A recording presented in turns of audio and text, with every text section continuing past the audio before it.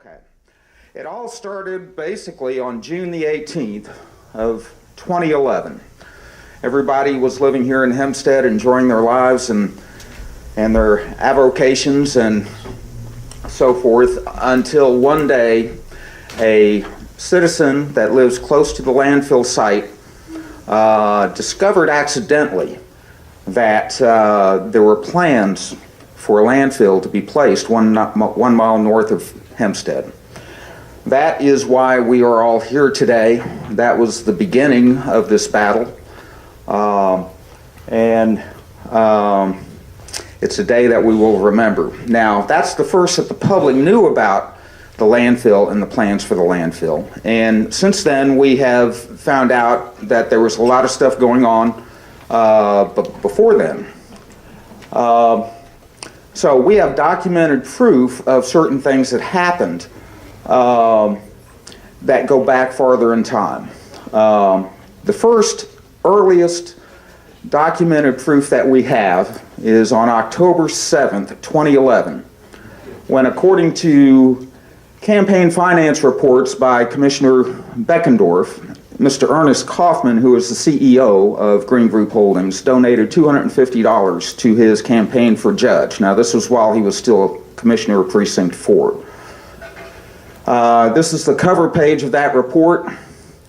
As you can see down here, it covers the period between September 24th, 2010 and October 23rd, 2010. This is the actual donation itself from Ernest Kaufman Jr. in Alabama for $250. Then we have documents that show that on December the 14th and the 15th that Green Group Holdings actually went on the proposed site and did a series of 6 exploratory soil borings. The reason we know that is that Table E4 of their permit application shows these, whoops, wrong button. Shows these 6 borings down here in the dates. You can't read it too well here, but they were on December 14th and 15th of 2010. Then, thanks to Wayne Dolcefino, we have cell phone records for Judge Beckendorf that show a long series of telephone calls that Judge Beckendorf had with various members of Green Group Holdings. This happens to be the first page, and you can see down here that this is Canton, Georgia, which is the headquarters for Green Group Holdings, and there's the telephone number.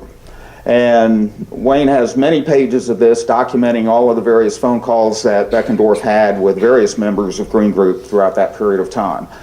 Now, Wayne has also found out that District Attorney Elton Mathis had advised Judge Beckendorf and County Engineer on how to keep a secret trip secret to Georgia. That trip happened on March the 2nd. It was the County Engineer Orville Rhodes and Commissioner Otis Stiers that made that trip to the landfill. And again, we know that because of Public Information Act requests.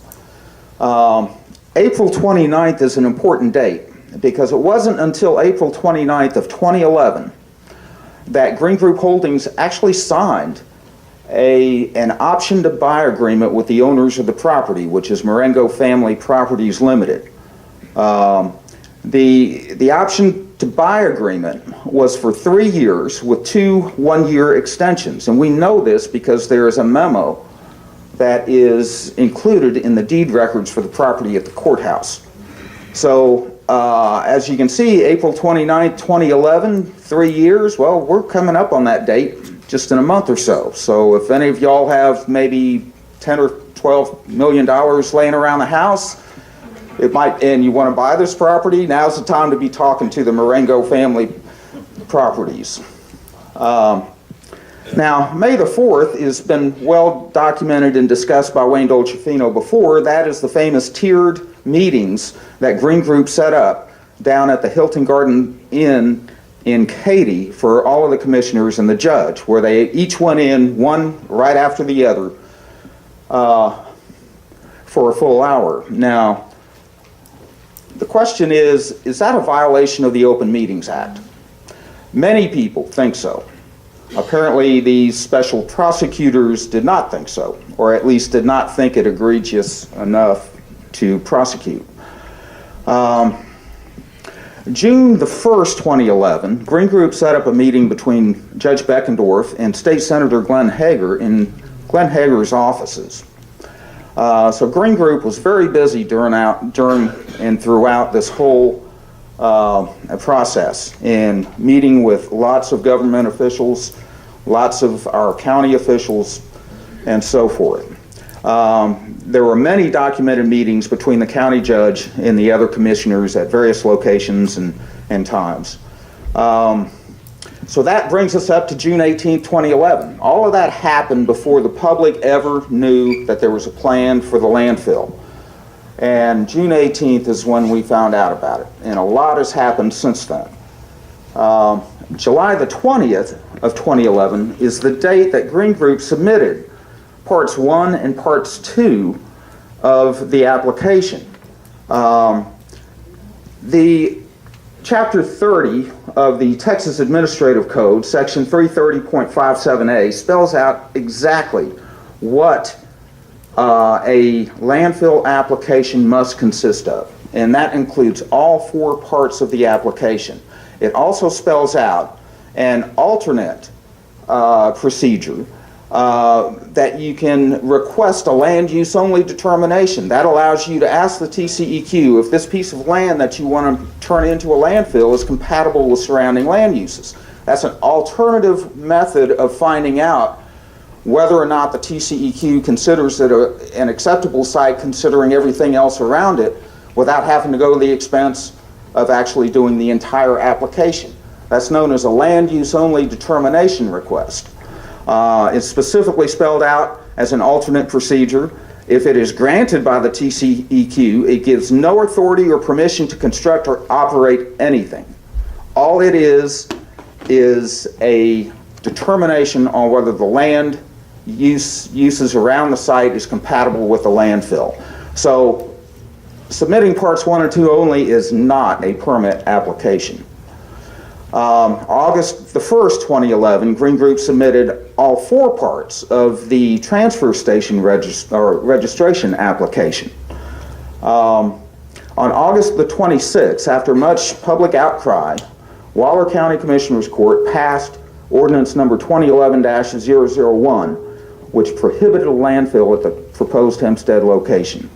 That authority to do so was granted under the Texas Health and Safety Code sections 363.112 and 364.012. Those 2 sections of code say that a county has the authority to prohibit or to designate certain locations within the county where a landfill is not prohibited, thus prohibiting it in all other areas, but only it doesn't take an effect. It would not take effect if an applicant already has a permit application submitted and pending before the TCEQ. It wasn't until January the 18th of 2012 that Green Group ever submitted Parts 3 and 4. So at that point, even though the application was not complete, that was the first time that an actual complete or at least all 4 parts of the application had been submitted. And that's basically nearly 5 months after the passage of the ordinance. I'm not sure what happened here. Okay, at any rate, from the period from September of 2011 through April of 2012, there were a bunch of secret meetings between Green Group Holdings and Glenn Beckendorf and Frank Pecluda, held at various locations in the county and at various times. All of this is going on in the background. There was a time when the Waller County Commissioners Court voted to pay for any of the commissioners that wanted to go see the Turkey Run landfill in Georgia, which is the one landfill that Green Group did get a permit for, but which they sold and which Waste Management built and operates. On May the 11th, Judge Beckendorf and Commissioner Pecluda flew to Georgia to visit that landfill. Now, during that period of time, the public is thinking, well, we've got a valid ordinance now. that prohibits a landfill at this location, why is the TCEQ continuing to process these applications? Well, people were getting to be pretty uncomfortable with the situation. And in any event, the county ended up hiring the law firm of Allison Bass and Associates. And they were brought in to handle all issues pertaining to the landfill. And they were brought in under the pretext of defending and enforcing the original 2011 ordinance. On July the 25th, Allison Bass submitted to both the TCEQ and the HGAC legal briefs and comments that supported the original Waller County landfill that was passed in 2011. They presented a very, very good argument on why that ordinance superseded anything that Green Group turned in before the ordinance was passed.